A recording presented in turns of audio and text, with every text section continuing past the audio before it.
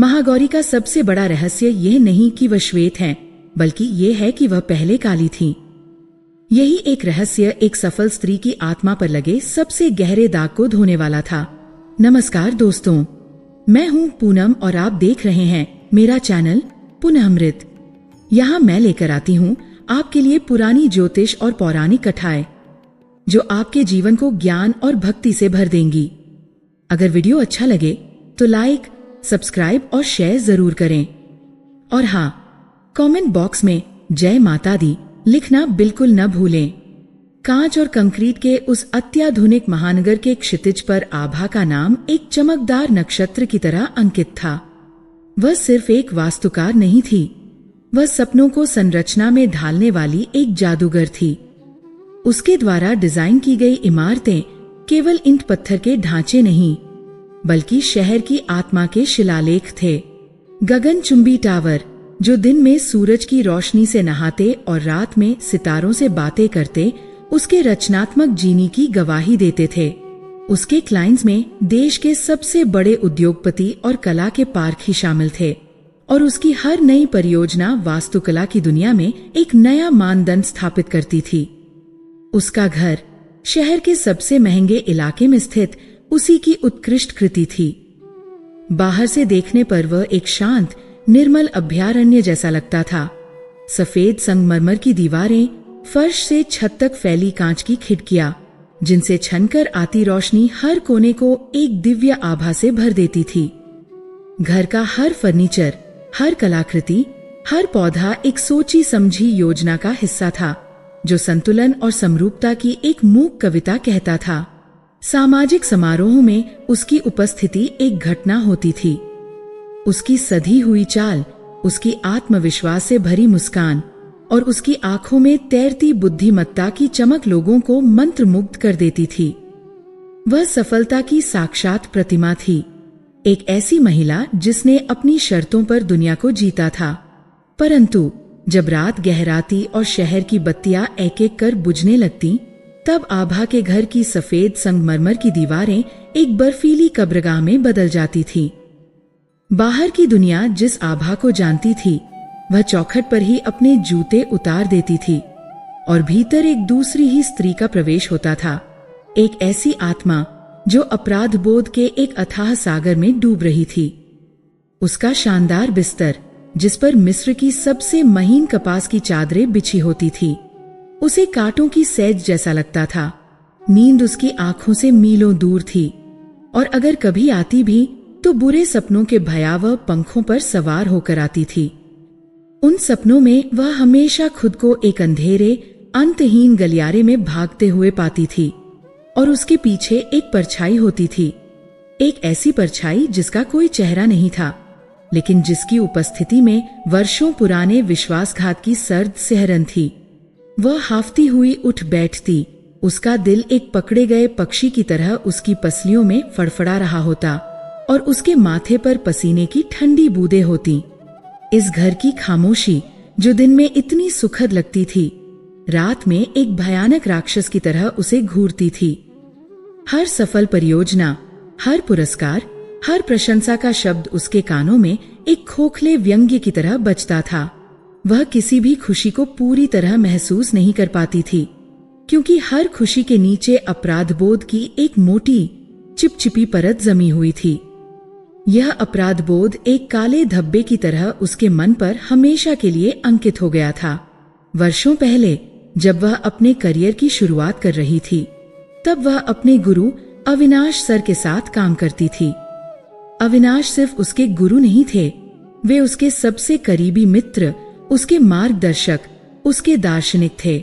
उन्होंने ही आभा की आंखों में छिपे हुनर को पहचाना था और उसे तराशकर एक हीरा बनाया था। वे दोनों एक महत्वाकांक्षी परियोजना पर काम कर रहे थे, एक सांस्कृतिक केंद्र जो आधुनिक वास्तुकला और पारंपरिक भारतीय कला का संगम होता। परियोजना के अंतिम चरण में एक बड़े ठेकेदार ने आभा से संपर्क किया। उसने उसे एक वैकल्पिक निर्माण सामग्री का सुझाव दिया जो न केवल काफी सस्ती थी, बल्कि समय भी बचा सकती थी। आभा ने अपनी गणना की और उसे वह प्रस्ताव आकर्षक लगा। उसने अपनी महत्वाकांक्षा और समय सीमा के दबाव में आकर अविनाश सर को पूरी तरह विश्वास में लिए बिना उस सामग्री को मंजूरी दे दी। उसने खुद को यकीन दिलाया कि यह एक स्मार्ट व्यावसायिक निर्णय है, लेकिन वह निर्णय एक विनाशकारी भूल साबित हुआ। मानसून की पहली ही बारिश में उस सामग्री ने अपनी असलियत दिखा दी। इमारत की नींव में दरारें आ गई और पूरी संरचना खतरनाक रूप से अस्थिर हो गई। परियोजना रद्द हो गई, अविनाश सर की कंपनी दिवालिया हो गई और उनकी वर्षों की प्रतिष्ठा मिट्टी में मिल गई। उस दिन के बाद अविनाश सर ने आभा से कभी बात नहीं की। उनका रिश्ता हमेशा के लिए टूट गया था। आभा ने तो अपने करियर को फिर से बना लिया, लेकिन वह जानती थी कि उसकी सफलता की नींव उसके गुरु के सपनों की कब्र पर रखी गई है।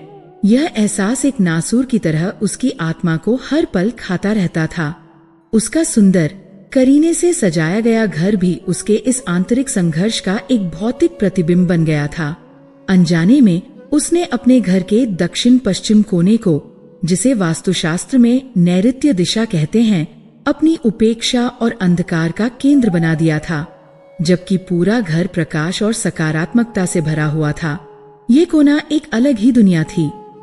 यहाँ दीवारों का रंग गहरा था, सूरज की रोशनी शायद ही कभी यहाँ तक पहुँच पाती थी।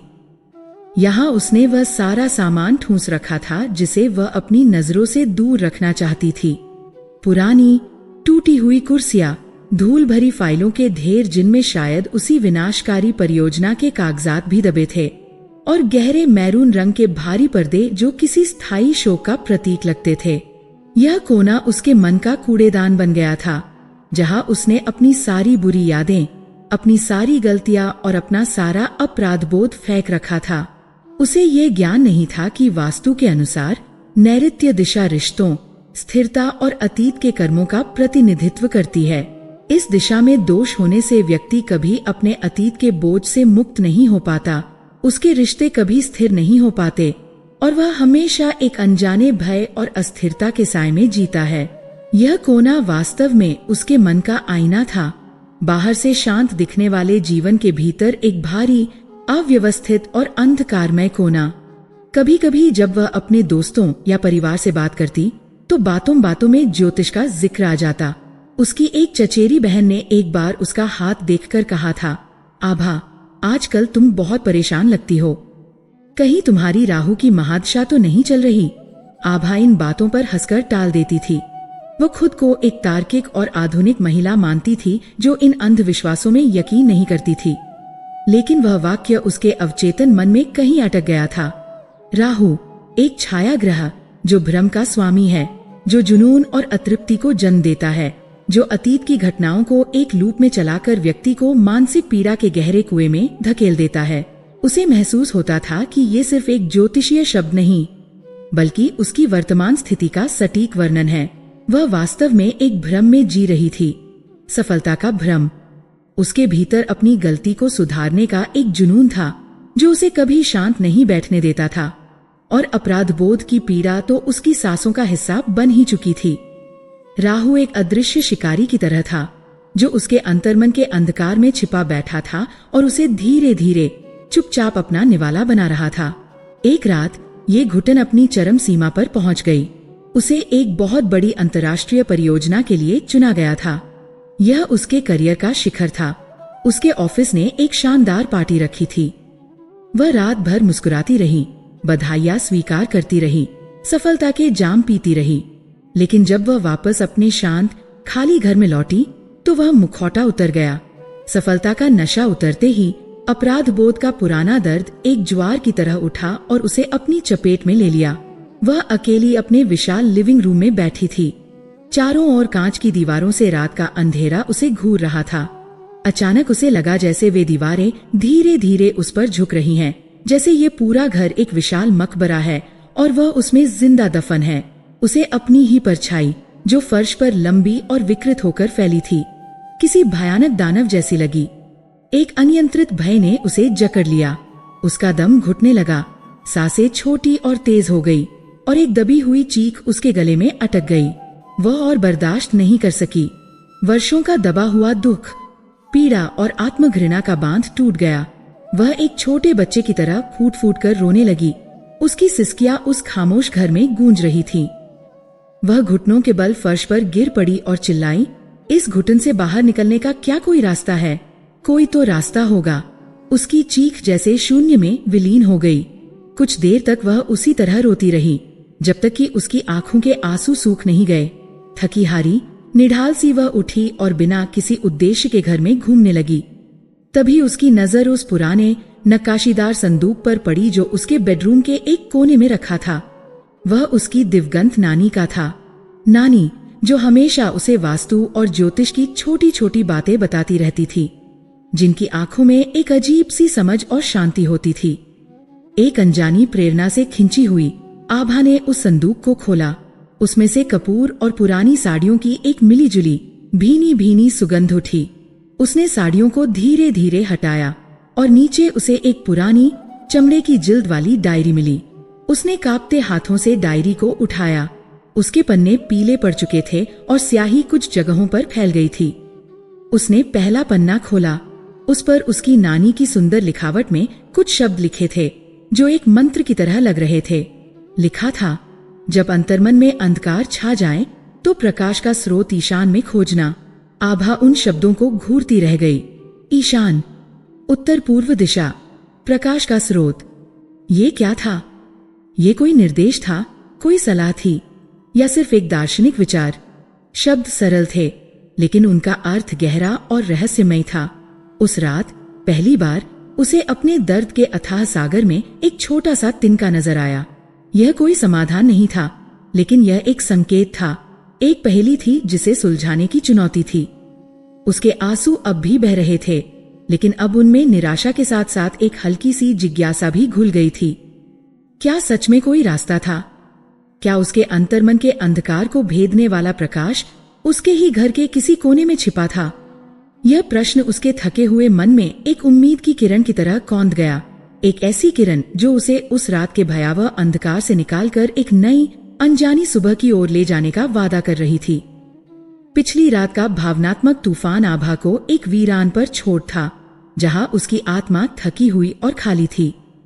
सुबह की पहली किरणें जब उसके घर की कांच की दीवारों को भेद कर भीतर दाखिल हुई, तो वे अपने साथ कोई ऊष्मा या आशा लेकर नहीं आईं, बल्कि उसकी बिखरी हुई अवस्था पर एक सर्द निर्मम प्रकाश डाल रही थी। रात भर उसके हाथ में नानी की वह पुरानी डायरी एक जीवन रक्षक नाव की तरह भींची रही। उसके शब्द, जब अंतर्मन में अंधकार छा जाए तो प्रकाश का स्रोत ईशान में खोजना, अब केवल एक वाक्य नहीं थे, बल्कि एक ध्रुवतारे की तरह उसके भ्रमित मन के अंधकार में टिमटिमा रहे थे। उसने खुद को संभाला, फर्श से उठी और पहली बार अपनी बनाई हुई इस उत्कृष्ट कृति, अपने घर को एक वास्तुकार की नजर से नहीं, बल्कि एक साधक की दृष्टि से देखा। अब वह दीवारों के कोण या फर्नीचर के संतुलन को नहीं, बल्कि ऊर्जा के प्रवाह को, प्रकाश के मार्ग को और अंधकार के ठिकानों को खोजने की कोशिश कर रही थी। उसका मन एक अनजाने विश्वास से भर गया था। ये तर्क या विज्ञान का विश्वास नहीं था, यह एक डूबते हुए इंसान का विश्वास था जिसे एक तिनके का सहारा मिल गया हो। वह डायरी को सीने से लगाए अपने घर के उत्तर पूर्व कोने की तलाश में निकल पड़ी। ये एक अजीब सी तीर्थ यात्रा थी जो उसी के बनाए हुए घर के भीतर हो रही थी। उसने अपने विशाल बेडरूम के ईशान कोण को देखा। वहां एक खूबसूरत लैंप शेड था, लेकिन उसके नीचे धूल की एक हल्की परत जम गई थी। उसने रसोई घर के ईशान कोने को देखा। वहां फ्रिज का भारीपन ऊर्जा के किसी भी संभावित प्रवाह को अवरुद्ध कर रहा था।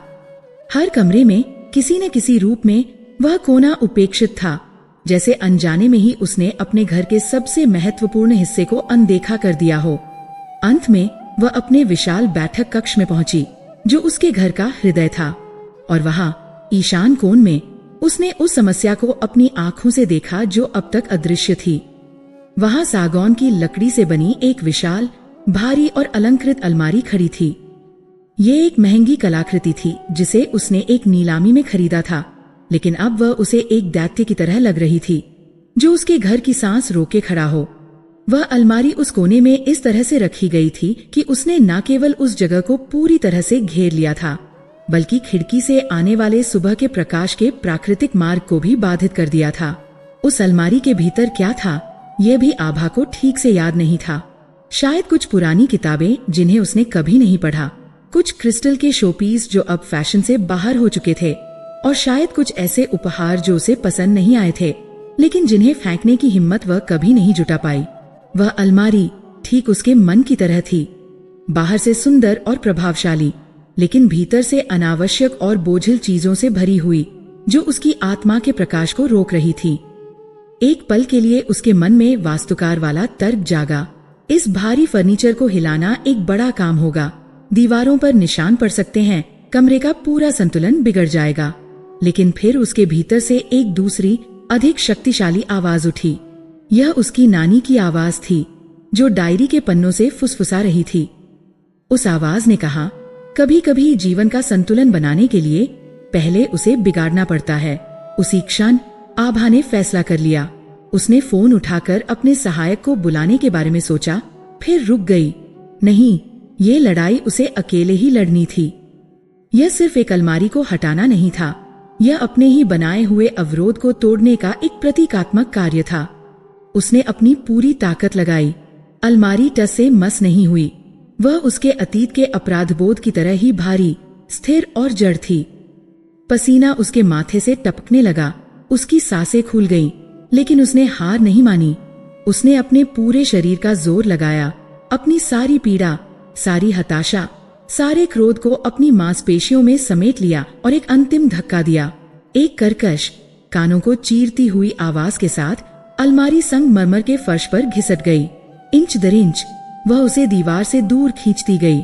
जब अलमारी अपनी जगह से पूरी तरह हट गई, तो उसके पीछे की दीवार पर एक गहरा, बदरंग निशान और सालों से जमा मकड़ी के जाले दिखाई दिए। लेकिन आभा की नजर उन पर नहीं थी। उसकी नजर उस खाली हुए कोने पर थी, जो अब नग्न और प्रतीक्षारत था।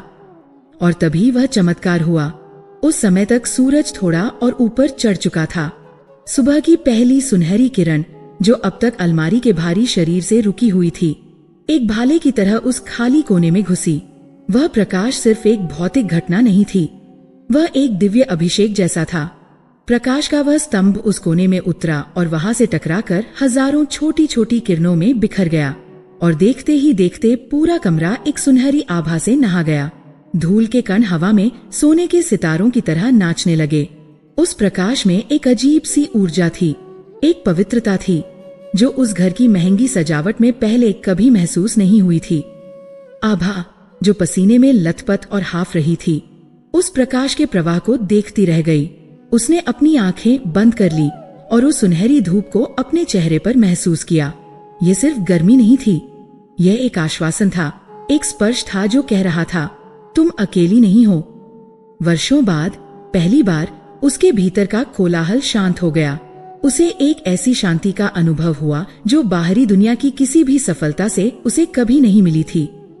यह एक गहरी, स्थिर और निर्मल शांति थी, जैसे किसी तूफानी समुद्र के बाद शांत हुई लहरें। उस अद्भुत अनुभव के बाद आभा वापस डायरी की ओर लौटी। अब उसे उन शब्दों का व्यावहारिक अर्थ समझ में आ रहा था। उसने पन्ने पलटे। आगे उसकी नानी ने वास्तु के उस रहस्य को सरल शब्दों में समझाया था। डायरी में लिखा था, हमारा घर केवल एक ढांचा नहीं है, ये एक जीवित शरीर है, और ईशान कोण इस शरीर का मस्तिष्क और हृदय है। यह देवताओं का स्थान है, ब्रह्मांड की सकारात्मक ऊर्जा का प्रवेश द्वार है। जब हम इस कोने को भारी सामान से बंद कर देते हैं या इसे गंदा रखते हैं, तो हम अपने ही घर की सांस रोक देते हैं। ब्रह्मांडीय ऊर्जा भीतर नहीं आ पाती और घर में नकारात्मकता और भ्रम का वास हो जाता है। व्यक्ति का मन हमेशा बोझिल रहता है, उसे सही गलत का निर्णय लेने में कठिनाई होती है और वह अपने ही विचारों के जाल में फंसकर रह जाता है। ईशान को हमेशा खुला, हल्का, साफ और पवित्र रखो। वहाँ जल का एक छोटा सा स्रोत रखो, एक दीपक जलाओ, या बस उसे खाली और स्वच्छ रहने दो। फिर देखो कैसे ब्रह्मांड अपनी सारी सकारात्मकता तुम्हारे जीवन में उड़ेल देता है और तुम्हारा मन एक शांत झील की तरह निर्मल हो जाता है। इन शब्दों को पढ़ना आभा के लिए एक रहस्योद्घाटन था। उसने अनजाने में ही अपने जीवन के सबसे बड़े संकट का स्रोत और समाधान दोनों अपने ही घर में कैद कर रखा था। उसका भ्रमित मन, निर्णय न ले पाने की उसकी पीड़ा और हर समय महसूस होने वाला बोझ, ये सब उस एक भारी अलमारी में छिपा था। जैसे ही उसने उस भौतिक बोझ को हटाया, उसका मानसिक बोझ भी हल्का हो गया। यह एक शुरुआत थी, एक छोटा सा कदम, लेकिन यह सही दिशा में था। उसने डायरी का अगला पन्ना पलटा। वहां एक नई कहानी की शुरुआत थी और शीर्षक था महागौरी। नानी ने देवी पार्वती की कठोर तपस्या की कथा का बड़े ही भावनात्मक ढंग से वर्णन किया था। उन्होंने लिखा था कि कैसे देवी ने भगवान शिव को पति रूप में पाने के लिए सब कुछ त्याग दिया और हजारों वर्षों तक कठोर तप में लीन रहीं। वे जंगल में बिना किसी आश्रय के हर मौसम की मार सहती रहीं। गर्मियों की चिलचिलाती धूप ने उनकी त्वचा को झुलसा दिया, मानसून की बारिश ने उन्हें भिगोया और सर्दियों की बर्फीली हवाओं ने उनके शरीर को सुन्न कर दिया। समय के साथ उनके कोमल सुनहरे शरीर पर धूल, मिट्टी, सूखे पत्तों और काई की एक मोटी परत जम गई। उनका दिव्य सौंदर्य उस बाहरी मैल के नीचे पूरी तरह से छिप गया। वे इतनी काली पड़ गईं कि उनकी पहचान ही खो गई। वे अब पार्वती नहीं रहीं, बस एक तपस्विनी का काला कठोर शरीर रह गई थी। जैसे जैसे आभा ये पड़ती गई, उसकी आंखों से आंसू बहने लगे। पहली बार उसे किसी पौराणिक कथा में अपना प्रतिबिंब दिखाई दिया। उसे लगा कि वह भी तो महागौरी की तरह है। उसका अपराध बोध, उसकी एक गलती का पछतावा, उसकी आत्मग्लानि, ये सब वैसी ही धूल और मिट्टी थी जिसने उसकी आत्मा की मूल चमक को, उसके सच्चे स्वरूप को ढक लिया था। बाहर से लोग उसकी सफलता, उसकी सुंदरता, उसके आत्मविश्वास को देखते थे, लेकिन भीतर वह जानती थी कि वह उस मैल की परत के नीचे काली पड़ चुकी है। उसने भी अपनी सच्ची पहचान, अपनी आंतरिक खुशी और शांति को खो दिया था। जिस तरह देवी पार्वती अपनी तपस्या के बोझ तले दब गई थी, उसी तरह आभा अपने अपराध बोध के बोझ तले दबकर अपनी आत्मा का सौंदर्य खो चुकी थी। यह समानता इतनी गहरी और दर्दनाक थी कि उसने डायरी को बंद कर दिया और देर तक सिसकती रही। लेकिन इन आंसुओं में इस बार केवल पीड़ा नहीं थी, उनमें एक समझ का, एक जुड़ाव का एहसास भी था। उस रात आभा को वर्षों बाद एक गहरी और शांत नींद आई। उस नींद में उसने एक अद्भुत सपना देखा। उसने देखा कि वह एक विशाल शांत सरोवर के किनारे खड़ी है। सरोवर का जल क्रिस्टल की तरह साफ और स्थिर था और आकाश में पूर्णिमा का चांद चमक रहा था। सरोवर के दूसरे किनारे पर एक चट्टान पर भगवान शिव ध्यान में लीन बैठे थे। उनकी उपस्थिति में एक गहन शांति और स्थिरता थी। तभी आभा ने देखा कि जंगल से एक काली छाया सरोवर की ओर बढ़ रही है। वह देवी पार्वती का वही काला पड़ चुका शरीर था, जो तपस्या की कठोरता से पूरी तरह मलिन हो चुका था। देवी धीरे धीरे उस शांत सरोवर के जल में उतरने लगी। जैसे जैसे वे गहरी होती गईं, उनका काला शरीर पानी के नीचे ओझल हो गया। कुछ क्षणों के लिए सब कुछ शांत था। फिर जहां देवी डूबी थी, वहां से एक अविश्वसनीय तीव्र प्रकाश फूटा। उस प्रकाश ने पूरे सरोवर और आकाश को जगमगा दिया और उस प्रकाश के भीतर से देवी का एक नया स्वरूप प्रकट हुआ। उनका शरीर बिजली की तरह चमक रहा था, शुद्ध सफेद, जैसे पिघली हुई चांदी या बर्फ से ढका हुआ पर्वत। वे महागौरी थीं, परम सौंदर्य और पवित्रता की देवी। उनका मुखमंडल करोड़ों सूर्यों के तेज से दमक रहा था और उनकी आंखों में करुणा और शांति का सागर लहरा रहा था। आभा का हृदय उस दिव्य दृश्य को देखकर अभिभूत हो गया। तभी उसकी नींद खुल गई। कमरे में अभी भी भोर का धुंधलका था, लेकिन उसके मन में सपने का वह प्रकाश जिसका तस बना हुआ था। वह बिस्तर पर उठ बैठी। उसका शरीर कांप रहा था, लेकिन एक नए तीव्र प्रश्न के साथ। सपना स्पष्ट था, उसका संदेश भी स्पष्ट था। मैल को धोया जा सकता है, कालिमा को मिटाया जा सकता है, खोई हुई चमक को वापस पाया जा सकता है। लेकिन कैसे? उसके मन में एक ही सवाल गूंज रहा था, एक ऐसा सवाल जो अब उसकी अगली खोज का केंद्र बनने वाला था। वह कौन सा दिव्य जल था जिसने माँ की सारी कालिमा को एक क्षण में धो दिया और उन्हें महागौरी बना दिया? क्या इस दुनिया में ऐसा कोई जल मेरे लिए भी है जो मेरे अपराध बोध की इस मैल को धो सके और मेरी आत्मा को फिर से निर्मल कर सके? यह प्रश्न अब केवल एक जिज्ञासा नहीं था, यह उसके जीवन का सबसे महत्वपूर्ण प्रश्न बन चुका था। स्वप्न का वह दिव्य सरोवर और महागौरी का कायापलट आभा के मन में एक अमिट छाप छोड़ गया था। वह जाग तो गई थी, लेकिन उसकी आत्मा अभी भी उसी शांत सरोवर के किनारे बैठी उसी एक प्रश्न में उलझी हुई थी। वह दिव्य जल क्या है? ईशान कोण को मुक्त करने से मिली शांति एक मरहम की तरह थी। जिसने उसके बाहरी घावों पर एक ठंडी परत चढ़ा दी थी, लेकिन संक्रमण अभी भी भीतर बहुत गहरे में फैला हुआ था। उसने महसूस किया कि घर की ऊर्जा को संतुलित करना पहला कदम था, लेकिन असली समस्या घर में नहीं, उसके भीतर थी। असली अलमारी उसके मन के किसी कोने में रखी थी और असली अंधकार उसकी आत्मा में छाया हुआ था। अब तक वह अपने अपराध बोध से भाग रही थी। उसे अपनी सफलता के चमकदार कालीनों के नीचे छिपाने की कोशिश कर रही थी, लेकिन अब नानी की डायरी और उस रहस्यमयी सपने ने उसे एक दर्पण दिखा दिया था, जिसमें उसे अपनी मलिन हो चुकी आत्मा का प्रतिबिंब साफ नजर आ रहा था। उसने फैसला किया कि अब वह भागेगी नहीं। वह अपनी समस्या का समाधान किसी बाहरी वास्तु उपाय या किसी पंडित के टोटके में नहीं, बल्कि अपने भीतर की गहराइयों में खोजेगी। यह निर्णय लेना आसान था, पर उस पर अमल करना आग के दरिया में उतरने जैसा था। उसने खुद को दुनिया से लगभग काट लिया, अपनी व्यावसायिक बैठकों को न्यूनतम कर दिया, सामाजिक समारोहों में जाना बंद कर दिया और अपना सारा समय और ऊर्जा आत्ममंथन की उस कठिन प्रक्रिया में लगा दी। यह उसकी तपस्या का आरंभ था। यह किसी जंगल में बैठकर भूखे प्यासे रहने वाली तपस्या नहीं थी। यह अपने ही आरामदायक घर के भीतर अपनी ही दर्दनाक यादों की अग्नि में जलने की तपस्या थी। वह घंटों अपने शांत बैठक कक्ष में बैठी रहती और उस दिन को, उस एक निर्णय को अपनी स्मृति में बार बार जीती थी। पहले उसका अहंकार और उसका तर्क हमेशा बचाव में सामने आ जाते थे। मैंने जो किया वह कंपनी के भले के लिए था। अविनाश सर थोड़े पुराने ख्यालों के थे, वह नवाचार को नहीं समझ रहे थे। परिस्थितियां ही ऐसी थीं। ये बहाने ढाल की तरह थे जो उसे अपनी गलती की पूरी चुभन से बचाते रहे थे, लेकिन अब उसने इन सभी ढालों को एक एक करके फेंकना शुरू कर दिया। उसने खुद को क्रूरता की हद तक ईमानदार होने के लिए मजबूर किया। उसने माना कि यह केवल एक व्यावसायिक निर्णय नहीं था, इसके मूल में उसका अहंकार था। यह दंभ कि वह एक युवा वास्तुकार अपने अनुभवी गुरु से बेहतर जानती है। इसके मूल में सफलता की अंधी भूख थी, समय से पहले खुद को साबित करने की जल्दबाजी थी, और सबसे गहरे में इसके मूल में एक सूक्ष्म विश्वासघात था। उसने उस व्यक्ति के विश्वास को तोड़ा था जिसने उसे अपनी बेटी की तरह माना था, जिसने उसे सिखाया था कि वास्तुकला केवल इमारतें बनाना नहीं, बल्कि विश्वास और संबंधों का निर्माण करना है। यह स्वीकृति असहनीय रूप से पीड़ादायक थी। हर बार जब वह इस सत्य के करीब पहुंचती तो उसे लगता जैसे कोई उसके सीने में एक दहकता हुआ कोयला रख रहा हो।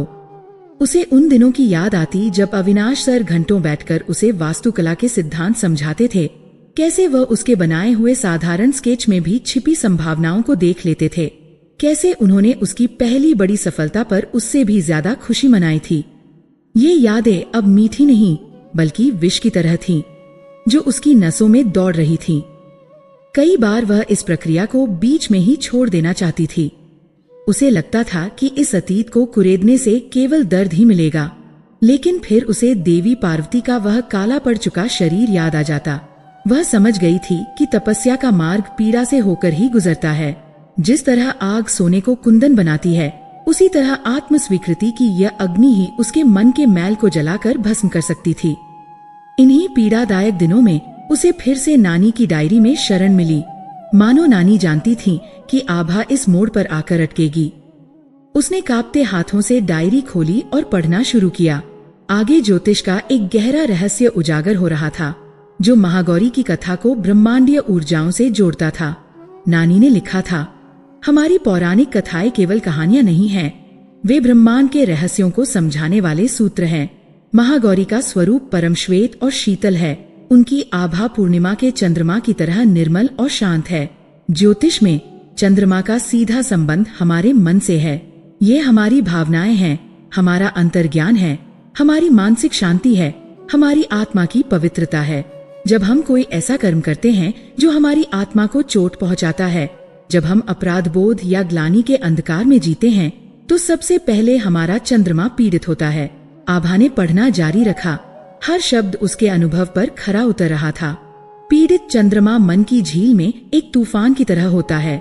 भावनाएं अस्थिर हो जाती हैं, छोटी छोटी बातों पर चिंता होने लगती है, नींद गायब हो जाती है और व्यक्ति अवसाद के गहरे गर्त में डूबने लगता है।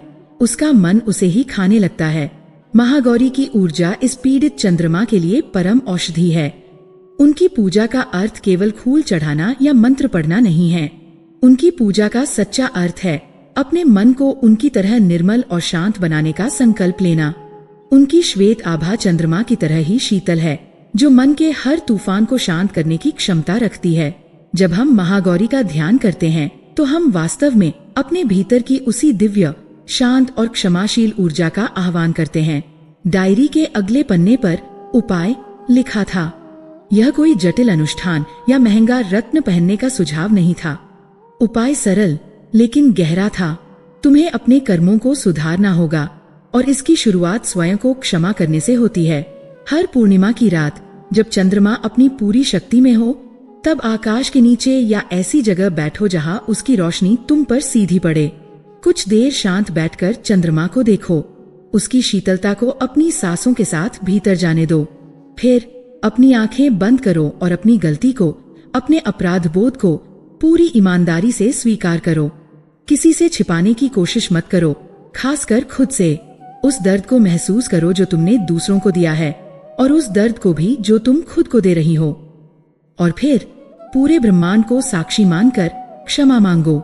लेकिन यह क्षमा दूसरों के लिए बाद में, पहले खुद के लिए मांगो। कहो, मैंने गलती की, मैं इंसान हूँ। मैं खुद को इस पीड़ा के लिए क्षमा करती हूँ। यह प्रक्रिया तुम्हारे पीड़ित चंद्रमा को धीरे धीरे ठीक करने लगेगी। चंद्रमा की शीतल किरणें तुम्हारे मन के घावों पर मरहम का काम करेंगी और महागौरी की ऊर्जा तुम्हें भावनात्मक रूप से स्थिर करेगी। आभा को लगा जैसे उसे वह दिव्य जल मिल गया है जिसकी उसे तलाश थी। वह जल कहीं बाहर नहीं, पूर्णिमा के चंद्रमा की रोशनी में और आत्मस्वीकृति के आंसुओं में छिपा था। उसने अगली पूर्णिमा का इंतजार किया। वह दिन आया। शाम ढलते ही एक विशाल रूपहला चांद आकाश में उदित हुआ। आभा ने अपने घर के ईशान कोण को साफ किया, वहां एक सफेद आसन बिछाया और बैठ गई। खिड़की से छनकर आती चांदनी ने पूरे कमरे को एक रहस्यमय दूधिया रोशनी से भर दिया। उसने कुछ देर आंखें मूंद कर अपनी सांसों पर ध्यान केंद्रित किया, फिर आंखें खोलकर अपलक चांद को देखने लगी। वह चांद उसे महागौरी के शांत, करुणामय मुख जैसा लगा। फिर उसने अपनी तपस्या का अगला चरण शुरू किया। उसने अपनी आंखें बंद की और अपने मन में अविनाश सर का चेहरा लाया। उसने उस पूरे घटनाक्रम को फिर से याद किया, लेकिन इस बार एक दर्शक की तरह नहीं, बल्कि एक अपराधी की तरह। उसने उस भरोसे को याद किया जो उन्होंने उस पर जताया था, और फिर उस धोखे को याद किया जो उसने उन्हें दिया था। आंसुओं की एक गर्म धारा उसकी आंखों से बह निकली। उसने कांपते हुए स्वर में फुसफुसाते हुए कहा, मैंने गलती की। मेरे अहंकार ने, मेरी महत्वाकांक्षा ने मुझे अंधा कर दिया था। मैंने आपको धोखा दिया अविनाश सर। मैंने आपके विश्वास को तोड़ा। फिर उसने डायरी के निर्देश का पालन किया। उसने अपने दोनों हाथ जोड़े और कहा, हे ब्रह्मांड, हे मेरे भीतर बैठे ईश्वर, मैं अपनी गलती को स्वीकार करती हूँ। मैं इस अपराध बोध के बोझ के साथ और नहीं जी सकती। मैं खुद को इस पीड़ा के लिए, इस एक भूल के लिए क्षमा करती हूँ। ये कहना बहुत मुश्किल था, लेकिन जैसे ही ये शब्द उसके होठों से निकले, उसे लगा जैसे उसके सीने पर रखा कोई भारी पत्थर थोड़ा सा खिसक गया हो। उस रात वह बहुत रोई, लेकिन वह रोना शुद्ध करने वाला था।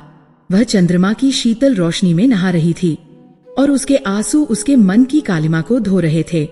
ये प्रक्रिया उसकी साधना बन गई। हर पूर्णिमा को वह ये ध्यान करती। धीरे धीरे लेकिन निश्चित रूप से उसके भीतर बदलाव आने लगे। उसकी रातों की नींद गहरी होने लगी। बुरे सपने कम हो गए। उसके मन में हर समय चलने वाला कोलाहल शांत होने लगा। उसे अपने काम में फिर से आनंद आने लगा, लेकिन अब उसकी सफलता में अहंकार की बू नहीं, बल्कि कृतज्ञता की सुगंध थी।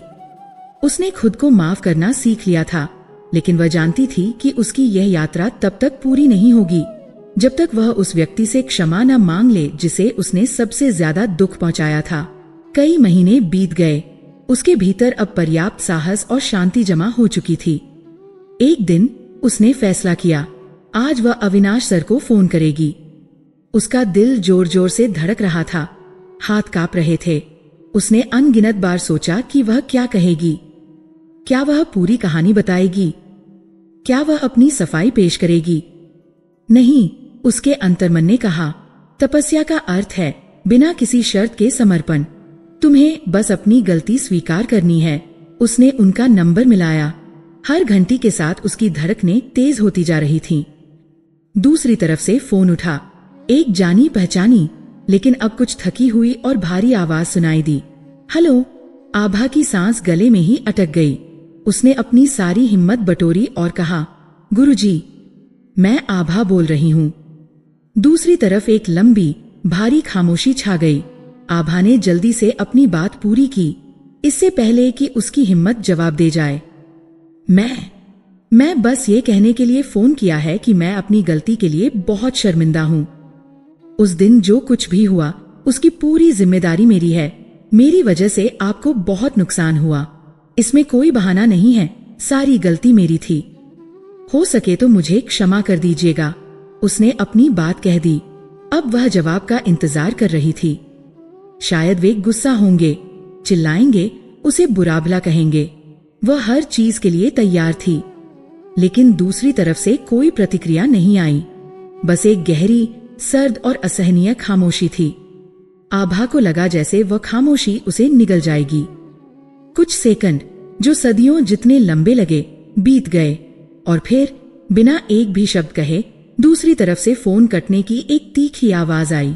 आभा के हाथ से फोन छूटकर फर्श पर गिर पड़ा। वह वहीं घुटनों के बल बैठ गई। उसे लगा जैसे किसी ने उसके पैरों के नीचे से जमीन खींच ली हो।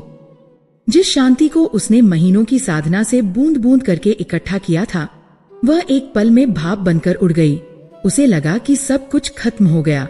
उसकी तपस्या, उसका प्रायश्चित, उसकी क्षमा याचना, सब कुछ व्यर्थ गया। उन्होंने उसे माफ नहीं किया। वह उनकी नजरों में आज भी वही धोखेबाज शिष्या थी। यह एहसास पिछली किसी भी पीड़ा से कहीं ज्यादा गहरा और चुभने वाला था। वह पहले से भी ज्यादा अकेली, हारी हुई और टूटी हुई महसूस कर रही थी। उसे लगा कि उसकी तपस्या विफल हो गई है। शायद कुछ गलतियों की कोई माफी नहीं होती। शायद उसके अंतर्मन का अंधकार ही उसकी अंतिम नियति थी।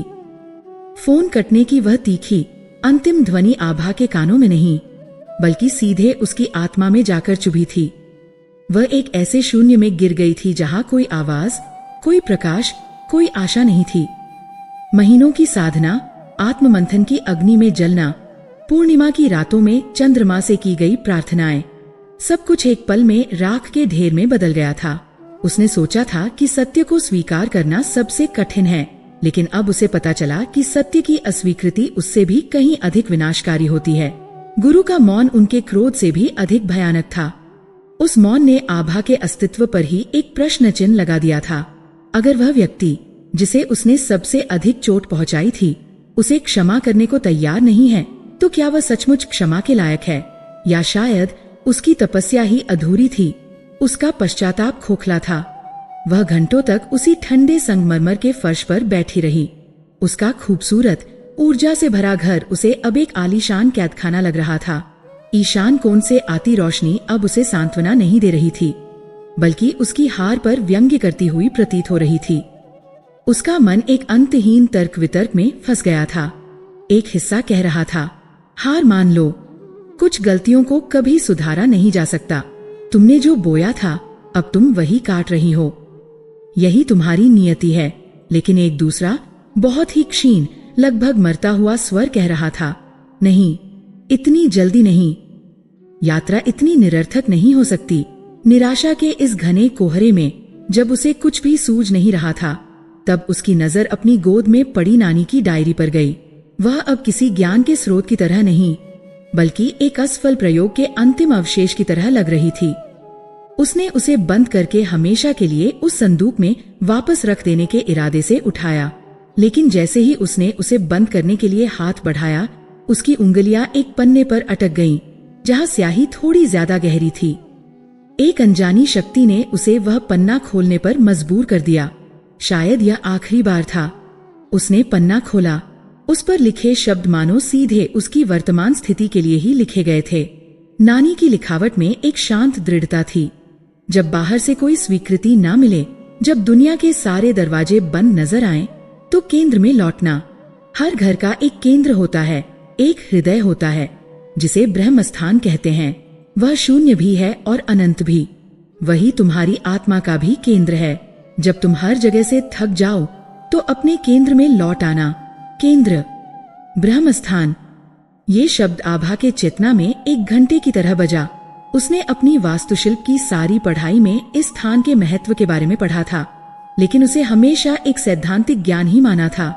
उसने कभी उसकी ऊर्जा को महसूस करने की कोशिश नहीं की थी। अपनी निराशा की गहराई से उसने एक अंतिम प्रयास करने का फैसला किया। वह उठी। उसके पैरों में जान नहीं थी, लेकिन वह अपने घर के ठीक केंद्र की ओर चल दी। उसका बैठक कक्ष एक खुले तल की योजना पर बना था और उसका केंद्र एक विशाल क्षेत्र था, लेकिन उसने उस केंद्र को अपनी सजावट के अहंकार से भर दिया था। वहां इटालियन मार्बल और स्टील से बनी एक बड़ी भारी भरकम मेज रखी थी। उसके चारों ओर भारी गहरे रंग के सोफे थे जो उस स्थान की सारी ऊर्जा को सोखते हुए प्रतीत हो रहे थे। यह उसके घर का सामाजिक केंद्र था, लेकिन आध्यात्मिक रूप से यह एक अवरोध था, एक गांठ थी।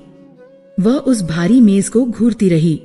वास्तुशास्त्र के अनुसार ब्रह्म स्थान घर का सबसे महत्वपूर्ण और संवेदनशील हिस्सा होता है। यह आकाश तत्व का प्रतीक है। खुलापन, विस्तार, शून्यता। ये घर के फेफड़े हैं जहाँ से पूरा घर सांस लेता है। इसे हमेशा खाली, खुला और स्वच्छ रखना चाहिए ताकि ब्रह्मांडीय ऊर्जा बिना किसी बाधा के घर के केंद्र में उतर सके और वहाँ से हर कोने में फैल सके। इस स्थान पर भारीपन रखने से जीवन में ठहराव आता है, घुटन महसूस होती है और व्यक्ति की प्रकृति में बाधाएं आती हैं। यह सीधे सीधे व्यक्ति की आत्मा पर पड़े बोझ को दर्शाता है। आभा को एक पल में समझ आ गया। उसने अपने घर के हृदय पर ही एक पत्थर रख दिया था। बिना एक पल भी सोचे उसने उस मेज को हटाना शुरू कर दिया, सोफे को दीवारों की ओर धकेल दिया। यह काम अकेले करना मुश्किल था, लेकिन उसके भीतर एक उन्मादी ऊर्जा भर गई थी। उसने फर्श पर पड़े कालीन को भी हटा दिया। जब वह जगह पूरी तरह से खाली हो गई तो वह हाफती हुई पीछे हटी और उस खालीपन को देखने लगी। वह केवल एक खाली जगह नहीं थी, वह एक संभावना थी, एक श्वास थी। घर का केंद्र खुलते ही आभा को एक शारीरिक स्तर पर बदलाव महसूस हुआ। उसे लगा जैसे उसकी छाती पर रखा कोई भारी पत्थर हट गया हो। उसने एक गहरी सांस ली और वर्षों बाद उसे लगा कि वह सांस उसके फेफड़ों के हर कोने तक पहुंची है। घर की ऊर्जा में एक स्पष्ट परिवर्तन था।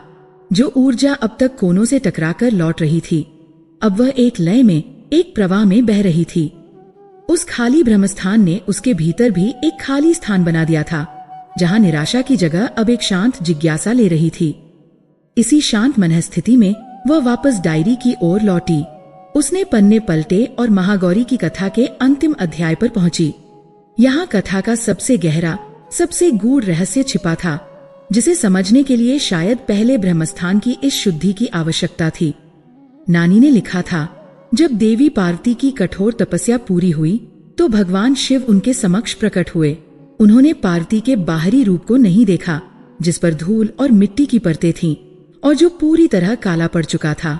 शिव की दिव्य दृष्टि उस बाहरी आवरण को भेद कर सीधे उनकी आत्मा को देख रही थी। एक ऐसी आत्मा जो प्रेम, समर्पण और तपस्या की अग्नि में तपकर सोने की तरह शुद्ध हो चुकी थी। पार्वती अपने उस काले रूप में संकोच कर रही थी, लेकिन शिव के चेहरे पर कोई घृणा या अस्वीकृति नहीं थी। उनकी आंखों में केवल असीम प्रेम, करुणा और स्वीकृति थी। भगवान शिव देवी पार्वती को हाथ पकड़कर पास ही बह रही मंदाकिनी गंगा के पवित्र तट पर ले गए। उन्होंने स्वयं उस पवित्र जल से उनके शरीर को स्नान कराया। अब रहस्य को समझो आभा।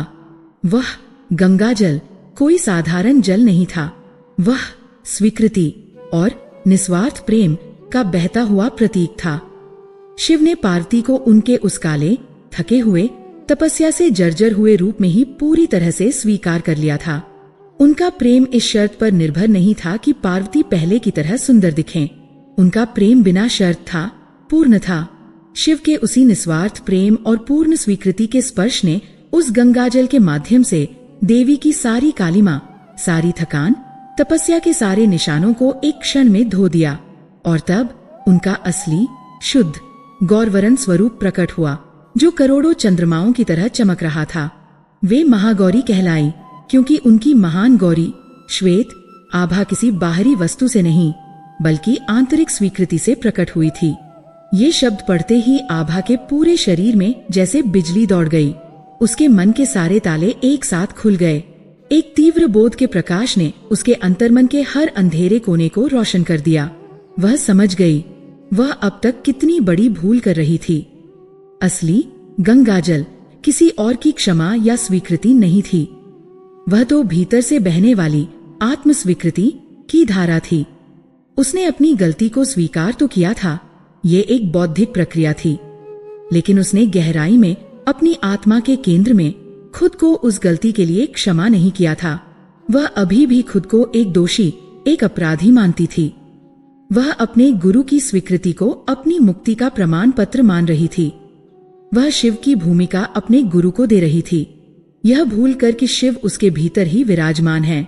गुरु के फोन काटने की घटना, जो उसे एक अभिशाप लग रही थी, वास्तव में एक वरदान थी। उस एक घटना ने उसे बाहर से स्वीकृति मांगने के फ्यूटाइल प्रयास से मुक्त कर दिया था। उसने उसे अंतिम सत्य की ओर धकेला था कि जब तक वह खुद को प्रेम और स्वीकृति का गंगाजल अर्पित नहीं करेगी, तब तक कोई बाहरी शक्ति, कोई बाहरी क्षमा उसकी मदद नहीं कर सकती। उसकी कालिमा किसी और के धोने से नहीं मिटेगी। उसे स्वयं अपने लिए शिव बनना होगा और अपनी आत्मा को अपनी ही स्वीकृति के जल से स्नान कराना होगा। उसने अपने मन में ही अपनी उस छवि से कहा, मैंने तुम्हें बहुत कष्ट दिया है, मैंने तुम्हें वर्षों तक अपराध बोध की जंजीरों में बांध कर रखा, लेकिन आज मैं तुम्हें मुक्त करती हूँ। तुमने गलती की क्योंकि तुम इंसान हो, लेकिन तुम उस एक गलती से कहीं बढ़कर हो। तुम प्रेम और शांति की अधिकारी हो। यह कहते हुए उसने महसूस किया कि उसके भीतर से ही प्रेम और स्वीकृति की एक शक्तिशाली धारा बह निकली है, और वह धारा उसकी आत्मा के हर उस काले धब्बे को धो रही है जिसे उसने इतने वर्षों से पाल पोस कर रखा था। उसके आंसू बह रहे थे, लेकिन ये आंसू दुख या पश्चाताप के नहीं थे, ये आनंद और मुक्ति के आंसू थे। यह उसकी आत्मा का गंगा स्नान था। जब उसने आंखें खोली तो कमरे में वही रोशनी थी, लेकिन दुनिया बदल चुकी थी। बोझ पूरी तरह से जा चुका था। वह हल्की थी, मुक्त थी, पूर्ण थी। उसे अब अपने गुरु से क्षमा की आवश्यकता नहीं थी, क्योंकि उसने खुद को क्षमा कर दिया था। उसने फोन उठाया और अपने गुरु को एक छोटा सा संदेश भेजा, गुरुजी, आज मुझे क्षमा करने के लिए धन्यवाद। आपके मौन ने मुझे वह सिखाया जो आपके शब्द कभी नहीं सिखा सकते थे। मैं आपकी हमेशा आभारी रहूंगी। उसे जवाब की उम्मीद नहीं थी और नहीं अब उसे उसकी जरूरत थी। वह अपने बैठक कक्ष के केंद्र में खड़ी थी, अपने जीवन के केंद्र में, शांत, स्थिर और अपनी ही रोशनी से प्रकाशित। बाहर सूरज डूब रहा था, लेकिन आभा के भीतर एक नए सूर्य का उदय हो रहा था। आत्मबोध का वह एक क्षण जिसमें शिव और महागौरी का संपूर्ण रहस्य उद्घाटित हुआ था, समय के प्रवाह को रोक गया था। आभा अपने घर के उस पवित्र ब्रह्म स्थान में किसी मूर्ति की तरह स्थिर बैठी थी, लेकिन उसके भीतर एक ब्रह्मांडीय नृत्य चल रहा था। निराशा का घना अंधकार पूरी तरह छंट चुका था और उसकी जगह एक ऐसी निर्मल शांति ने ले ली थी जिसे उसने पहले कभी अनुभव नहीं किया था। यह किसी सफलता से मिलने वाली क्षणिक खुशी नहीं थी, नहीं, यह किसी समस्या के टल जाने से मिली राहत थी। यह एक गहरी, स्थायी और मौलिक शांति थी जो उसके अस्तित्व के केंद्र से प्रस्फुटित हो रही थी। उसका घर, जो वर्षों से उसके लिए एक सुंदर जेल बना हुआ था, अब एक पवित्र मंदिर में रूपांतरित हो चुका था। ईशान कोण उसका प्रार्थना कक्ष था और ये खाली ब्रह्मस्थान उसका गर्भगृह, जहां उसकी आत्मा का सीधा संबंध परमात्मा से स्थापित हो रहा था। उसने धीरे से अपनी आंखें बंद कर लीं। इस बार भीतर झांकने में कोई डर, कोई झिझक नहीं थी। अब वहां अपराध बोध का वह भयावह, अंतहीन गलियारा नहीं था जिसमें वह सपनों में भागा करती थी। अब वहां एक शांत, अनंत आकाश था, ठीक उसके घर के ब्रह्मस्थान की तरह। उसने स्वेच्छा से, पूरी जागरूकता के साथ अपनी स्मृति के उस पन्ने को फिर से खोला जिसे वह वर्षों से फाड़कर फेंक देना चाहती थी। उसने उस दिन को, उस निर्णय को, उस विश्वासघात को फिर से देखा, लेकिन चमत्कार यह था कि अब उस दृश्य में कोई चुभन, कोई दंश नहीं था। वह अब किसी घाव की तरह नहीं, बल्कि एक पुराने निशान की तरह था। एक ऐसा निशान जो ये तो याद दिलाता था कि चोट लगी थी, पर अब उसमें कोई दर्द शेष नहीं था। उसने अपनी गलती को एक अनुभव के रूप में देखा, एक पाठ के रूप में जिसे सीखना आवश्यक था। उसने उस युवा आभा को देखा जो सफलता की दौड़ में अंधी हो गई थी, जिसके भीतर अपने गुरु से भी आगे निकलने का अहंकार जाग गया था। लेकिन उस अहंकार के नीचे पहचान बनाने की एक गहरी असुरक्षा और असफलता का एक तीव्र भय भी छिपा था। पहली बार उसे अपनी उस अतीत की छवि से घृणा नहीं हुई, उसे उस पर करुणा आई। उसने मन ही मन उस भटकी हुई आत्मा को अपने पास बुलाया, उसे गले से लगाया और उसके कान में फुसफुसाया, तुमने जो किया वह डर और अज्ञानता में किया। तुमने उस समय अपनी समझ के अनुसार जो बेहतर समझा वही किया। मैं जानती हूँ कि तुम्हारा इरादा किसी को चोट पहुंचाना नहीं था। मैं तुम्हें तुम्हारी इस भूल के लिए, इस अज्ञानता के लिए, इस भय के लिए पूरी तरह से क्षमा करती हूँ। यह कहते हुए उसने अपने ही भीतर की उस दोषी छवि को अपनी चेतना के प्रकाश में विलीन कर लिया। उसने अपने अतीत को न तो नकारा, न ही उससे मुंह मोड़ा, बल्कि उसे अपने वर्तमान का एक अभिन्न अंग बनाकर स्वीकार कर लिया। यह उसकी आत्मा का सच्चा गंगा स्नान था। यही वह क्षण था जब उसकी वर्षों की तपस्या पूरी हुई। उसने खुद से और उस ब्रह्मांड से जो उसके भीतर और बाहर व्याप्त था एक मौन वादा किया, आज से मैं अपने हर विचार, हर शब्द और हर कर्म में पूरी तरह से जागरूक रहूंगी। मैं हमेशा सत्य, करुणा और धर्म के मार्ग पर चलने का प्रयास करूंगी, केवल दूसरों के लिए नहीं बल्कि स्वयं अपने लिए। जिस पल यह संकल्प उसके भीतर दृढ़ हुआ, उसी पल उसे लगा जैसे उसके शरीर का सारा भार शून्य हो गया हो। एक असीम शांति और एक अद्भुत हल्केपन ने उसे आप्लावित कर दिया। वह इतनी हल्की महसूस कर रही थी मानो वह हवा में तैर सकती हो। उसकी आंखों से आंसुओं की धारा बह निकली, लेकिन ये आंसू गर्म और पीड़ादायक नहीं थे, वे शीतल और शांत थे। ये दुख या पश्चाताप के नहीं, बल्कि शुद्धि और आनंद के आंसू थे। ये वे पवित्र आंसू थे जो वर्षों की जमी हुई मैल को धोकर बहा ले जा रहे थे। वह रोती रही और हर बूंद के साथ उसकी आत्मा और अधिक निर्मल और अधिक पारदर्शी होती जा रही थी। कुछ देर बाद जब आंसुओं का प्रवाह थमा तो उसने धीरे धीरे अपनी आंखें खोली और उसे लगा जैसे वह पहली बार दुनिया को देख रही हो। सब कुछ वही था, वही दीवारें, वही फर्नीचर, वही बाहर का आकाश, लेकिन सब कुछ नया और अद्भुत लग रहा था। रंगों में एक नई गहराई थी, प्रकाश में एक नई चमक थी और हवा में एक नई ताजगी थी। उसे अपने ही घर की दीवारों में अनंत सौंदर्य के दर्शन हो रहे थे।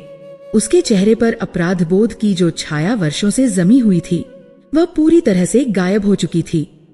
उसकी जगह एक अपूर्व तेज, एक दिव्य शांति और एक बाल सुलभ सरलता ने ले ली थी।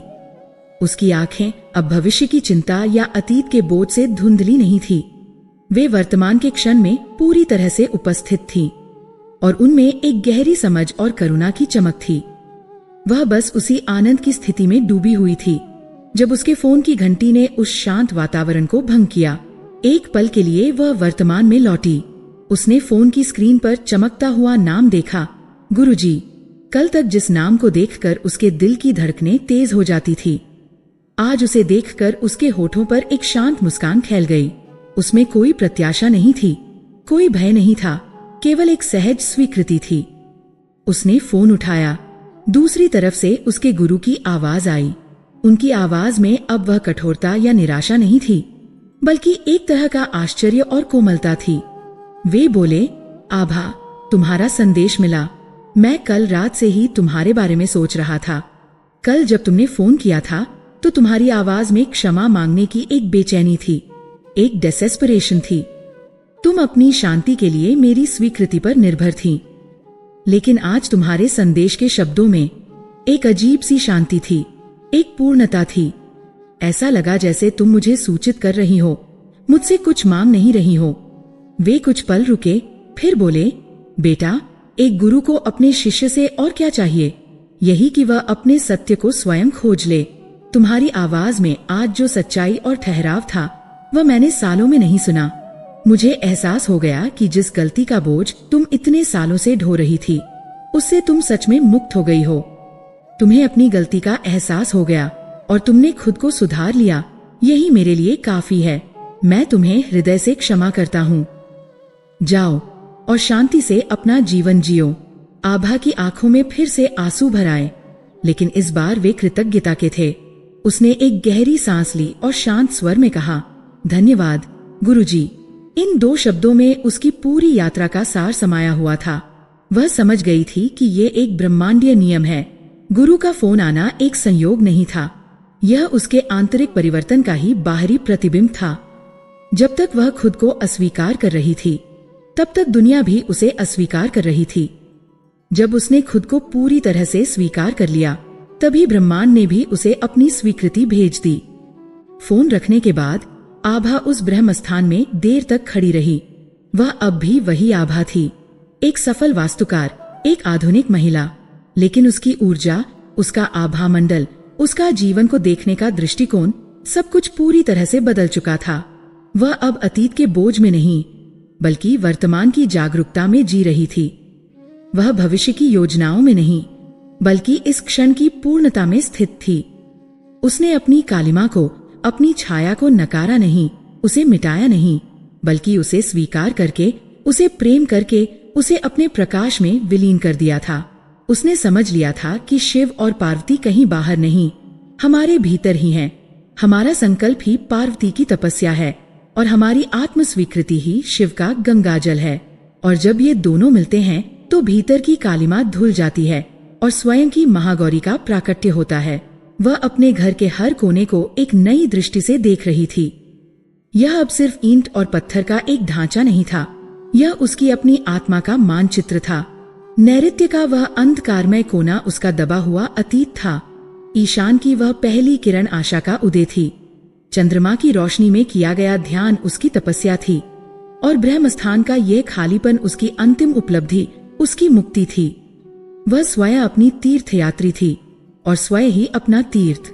वह स्वयं ही साधक थी और स्वयं ही अपनी साधना का खल। वह अपनी महागौरी बन गई थी, शांत, उज्ज्वल और अपनी ही दिव्यता में पूर्ण। समय एक शांत नदी की तरह बहता है, जिसकी लहरें वर्तमान के तट से टकराकर अतीत की स्मृतियां छोड़ जाती हैं। आभा की आत्म मुक्ति के उस क्षण को भी कई वर्ष बीत चुके थे। अब उसका नाम वास्तुकला की दुनिया में और भी ऊंचाई पर था, लेकिन उसकी प्रसिद्धि का आधार अब बदल चुका था। पहले लोग उसे उसकी साहसिक, अत्याधुनिक इमारतों के लिए जानते थे।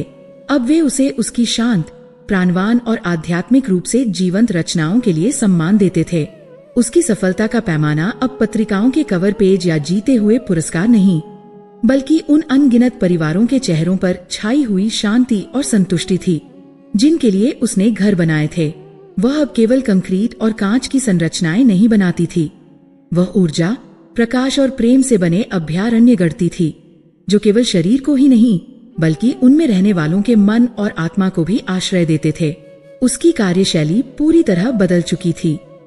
अब वह किसी परियोजना की शुरुआत ब्लूप्रिंट से नहीं, बल्कि उस भूमि की ऊर्जा को महसूस करने और उस पर बसने वाले परिवार के अंतर्मन को समझने से करती थी। वह क्लाइंट से उनके सपनों के बारे में पूछने से पहले उनके डर, उनकी चिंताओं और उनकी अधूरी आकांक्षाओं के बारे में बात करती। वह कहती, एक घर केवल आपकी जीवन शैली का विस्तार नहीं है, ये आपके अंतर्मन का दर्पण है। यदि आपके मन में अव्यवस्था है, तो आपका घर भी अव्यवस्थित हो जाएगा। यदि आपकी आत्मा बोझिल है, तो आपका घर भी आपको घुटन भरा लगेगा। हम बाहर से शुरुआत करेंगे, लेकिन हमारा लक्ष्य आपके भीतर की ऊर्जा को संतुलित करना है। वह लोगों को सिखाती कि कैसे उनका घर एक निष्क्रिय ढांचा नहीं, बल्कि एक सक्रिय आध्यात्मिक उपकरण बन सकता है। वह वास्तु के प्राचीन सिद्धांतों को आधुनिक जीवन के मनोविज्ञान के साथ बड़ी ही सहजता से पिरो देती थी। वह समझाती, अपने घर के ईशान कोण को देखो, क्या वहाँ सुबह की पहली किरण बिना किसी बाधा के आती है? यह कोना आपके मन की स्पष्टता का प्रवेश द्वार है। इसे खुला और स्वच्छ रखो और तुम पाओगे कि तुम्हारे निर्णय लेने की क्षमता और तुम्हारी सोच में एक नई स्पष्टता आ गई है। फिर वह उन्हें उनके घर के केंद्र ब्रह्म स्थान पर ध्यान देने के लिए कहती, ये तुम्हारी आत्मा का केंद्र है। क्या तुमने इसे भारी फर्नीचर या अनावश्यक वस्तुओं के बोझ से ढक दिया है? इसे मुक्त करो, इसे सांस लेने दो। जैसे ही तुम अपने घर के केंद्र को खाली करोगे, तुम्हें महसूस होगा कि तुम्हारी आत्मा पर पड़ा बोझ भी हल्का हो गया है। उसका हर शब्द उसके अपने गहरे अनुभव के जल से सिंचित था। और इसीलिए उसके शब्दों में एक ऐसा प्रभाव था जो किसी भी किताब या शास्त्र में नहीं मिल सकता था। कभी कभी उसकी मुलाकातों में ज्योतिष का विषय भी आता। लोग अपनी कुंडली में बैठे ग्रहों के भय को लेकर आते, राहु का भ्रम, शनि की पीड़ा या चंद्रमा की कमजोरी। आभा उनकी बातों को बड़े ध्यान और सम्मान से सुनती। वह उनके विश्वास का उपहास कभी नहीं करती। फिर वह एक शांत मुस्कान के साथ कहती, ग्रह नक्षत्र आकाश में तैरते ऊर्जा के विशाल संकेतक हैं।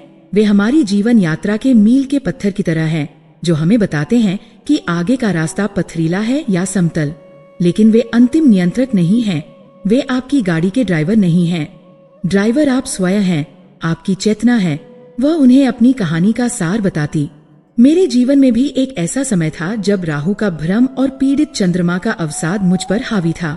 अपराध बोध ने मेरी आत्मा को एक ग्रहण की तरह ढक लिया था। ज्योतिष के अनुसार ये मेरे जीवन का सबसे अंधकारमय काल था। लेकिन तब मैंने महागौरी की ऊर्जा का आह्वान किया। लोग आश्चर्य से पूछते कि क्या उन्होंने कोई विशेष पूजा या महंगा अनुष्ठान किया था। आभा हंसकर कहती, मेरी पूजा थी आत्म स्वीकृति। मेरा अनुष्ठान था स्वयं को क्षमा करना। महागौरी की ऊर्जा कहीं बाहर नहीं, हमारे भीतर ही है। यह परम पवित्रता की ऊर्जा है और पवित्रता का अर्थ निर्दोष होना नहीं है। पवित्रता का अर्थ है अपनी हर अशुद्धि को, अपनी हर गलती को, अपने हर काले धब्बे को पूरी तरह से स्वीकार करना। जिस क्षण आप अपने अंधकार को बिना किसी भय या घृणा के स्वीकार कर लेते हैं, उसी क्षण उसकी शक्ति समाप्त हो जाती है। आपकी चेतना और आपका सत्कर्म ही सबसे बड़ा ज्योतिषीय उपाय है। यह वह कवच है जिसे कोई भी ग्रह भेद नहीं सकता। उसका जीवन अब केवल उसका अपना नहीं था, वह एक प्रकाश स्तंभ बन चुकी थी जो अनगिनत भटकी हुई आत्माओं को राह दिखा रही थी। एक दिन देश के सबसे प्रतिष्ठित वास्तुकला संस्थान ने उसे दीक्षांत समारोह में मुख्य भाषण देने के लिए आमंत्रित किया। उस विशाल सभागार में हजारों युवा महत्वाकांक्षी चेहरे उसे आशा और प्रेरणा से देख रहे थे। आभा मंच पर आई। उसकी उपस्थिति में एक शांत दिव्यता थी और उसके चेहरे पर वही तेज था जो वर्षों पहले उसकी आत्मा के गंगा स्नान के बाद प्रकट हुआ था। उसने अपना भाषण शुरू किया। आज आप सब एक ऐसी दुनिया में कदम रख रहे हैं जो आपको सिखाएगी कि सफलता का अर्थ है ऊंची इमारतें बनाना, बड़े प्रोजेक्ट जीतना और प्रसिद्ध होना। मैंने भी यही सीखा था और इस दौड़ में मैं इतनी तेजी से दौड़ी कि मैं अपनी ही आत्मा को बहुत पीछे छोड़ आई। उसने अपनी कहानी सुनाई, बिना किसी नाटकीयता के, पूरी ईमानदारी और सरलता के साथ। उसने बताया कि कैसे एक व्यावसायिक निर्णय ने उसे अपराध बोध के एक ऐसे दलदल में धकेल दिया था जिससे बाहर निकलना असंभव लग रहा था। उस अंधकार में उसने कहना जारी रखा, मैंने एक गहरा आध्यात्मिक सत्य सीखा। मैंने सीखा कि महागौरी की परम शुद्धता निर्दोष होने में नहीं है। यदि ऐसा होता तो हम में से कोई भी उस तक कभी नहीं पहुंच सकता, क्योंकि हम सब इंसान हैं और गलतियां करना हमारी प्रकृति का हिस्सा है। नहीं, उनकी शुद्धता की यात्रा ठीक इसके विपरीत है। यह अपनी अशुद्धियों को स्वीकार करने से शुरू होती है। यह अपने भीतर के उस हिस्से को देखने के साहस में है जिससे हम सबसे ज्यादा डरते हैं, जिसे हम दुनिया से छिपाना चाहते हैं। यह अपने अंधकार को स्वीकार करने, उसे ज्ञान और स्वीकृति के उस पवित्र जल से धोने की एक सतत प्रक्रिया है, जिसके बाद हमारी आंतरिक दिव्यता पुनः प्रकट होती है। सभागार में एक गहरा सन्नाटा था। हर कोई उसके शब्दों को पी रहा था। ये मत भूलो, उसकी आवाज में एक माँ की सी करुणा थी कि हर आत्मा अपने मूल स्वरूप में महागौरी ही है, शुद्ध, श्वेत और दिव्य। जीवन की यात्रा में हम पर अनुभव की धूल, कर्मों की मिट्टी और गलतियों की कालिमा चढ़ जाती है, लेकिन यह बाहरी परत हमारी असलियत को कभी बदल नहीं सकती। ठीक उसी तरह जैसे कीचड़ का एक मोटा लेप भी एक हीरे की चमक को स्थायी रूप से नष्ट नहीं कर सकता। भाषण के बाद जब वह अपनी कार की ओर बढ़ रही थी तो उसके फोन की घंटी बजी। स्क्रीन पर उसके गुरु अविनाश का नाम चमक रहा था। अब वे दोनों अक्सर बातें करते थे और कभी कभी एक चैरिटेबल ट्रस्ट के लिए साथ मिलकर काम भी करते थे, जो ग्रामीण क्षेत्रों में स्कूल और अस्पताल डिजाइन करता था। उनका रिश्ता अब गुरु और शिष्या का नहीं, बल्कि दो सहयात्रियों का था जो एक दूसरे के अनुभव का सम्मान करते थे। अविनाश ने कहा, आभा, मेरा एक छात्र आज तुम्हारे भाषण में था। उसने अभी फोन किया। वह कह रहा था कि आज उसने वास्तुकला से ज्यादा जीवन के बारे में सीखा। मुझे तुम पर बहुत गर्व है। आभा की आंखों में कृतज्ञता के आंसू आ गए। उसने कहा, गुरुजी, ये सब आपसे ही सीखा है। आपने मुझे क्षमा करके मुझे करुणा का सबसे बड़ा पाठ पढ़ाया। अविनाश हंसे। मैंने तुम्हें तब क्षमा किया जब तुमने खुद को क्षमा कर दिया था, उससे एक पल भी पहले नहीं। उस रात आभा अपने घर लौटी। उसका घर अब भी वैसा ही शांत और सुंदर था, लेकिन अब उसकी शांति में एक संगीत था, एक जीवंतता थी। वह सीधे अपने घर के केंद्र, उस खाली ब्रह्मस्थान में आकर बैठ गई। बाहर आकाश में पूर्णिमा का चांद अपनी पूरी आभा के साथ चमक रहा था और उसकी शीतल रोशनी सीधे उस ब्रह्मस्थान पर पड़ रही थी, जिससे संगमरमर का फर्श चांदी की झील जैसा लग रहा था। आभा ने आंखें बंद नहीं की, कोई ध्यान नहीं लगाया, कोई मंत्र नहीं पढ़ा। वह बस वहां बैठी रही, उस शांति में डूबी हुई, उस अस्तित्व के साथ एक होकर। वह सोच रही थी कि जीवन कितना अद्भुत है। उसकी सबसे बड़ी गलती, उसका सबसे गहरा अंधकार ही उसकी सबसे बड़ी ताकत बन गया था। उसी ने उसे आत्मज्ञान के इस मार्ग पर धकेला था। यदि वह ठोकर न खाती तो वह कभी भी रुककर अपने भीतर झांकने की जरूरत महसूस न करती। उसका अपराध बोध ही वह कठोर तपस्या बना, जिसने उसकी आत्मा को तपाकर कुंदन बना दिया। यही अंतिम संदेश था जो अब उसके जीवन का सार बन चुका था। आपकी सबसे बड़ी गलती भी, आपका सबसे शर्मनाक कृत्य भी आपकी आत्मा की मूल चमक को स्थायी रूप से ढक नहीं सकता। वह चमक हमेशा भीतर मौजूद रहती है, एक दबे हुए अंगारे की तरह। आपको बस साहस की एक फूंक मारनी होती है, आत्म स्वीकृति की एक सच्ची गहरी डुबकी आपके सारे अंधकार को, सारी कालिमा को, सारे अपराध बोध को धोकर आपके भीतर की उस शाश्वत, दिव्य और परम पवित्र महागौरी को प्रकट करने के लिए पर्याप्त है। वह महागौरी जो आप हमेशा से थे और हमेशा रहेंगे।